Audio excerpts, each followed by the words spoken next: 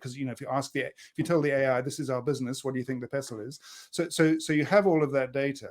I mean, the way I would normally do it is I would normally have all of that data from the pestle analysis. I'd then ask the LLM to sort of qualify them as which ones are likely to have the biggest impact and the widest variety of outcomes. So, some things in a pestle analysis you say, well, I mean, that's almost certain to happen and it's not going to have a huge impact. Other ones, the ones that are really interesting, where you say, well, that could go a number of different ways and it could have a huge impact if it does.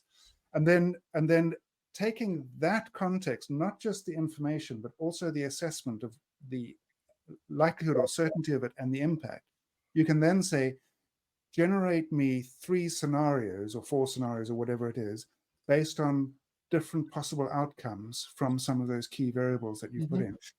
And drawing on the wisdom of the AI itself, but also the wisdom of the people in the room who know their business and their industry and their aspirations. So you can fold all of that into the LLM, give you a really great answer in terms of scenario planning. I could take my group and put them into, let's say it's 20 people. I put them into roughly 5-person, 6-person groups and say, working with each other and with the AI, stress test these possible scenarios for how we can best mitigate the effects of tariffs going forward.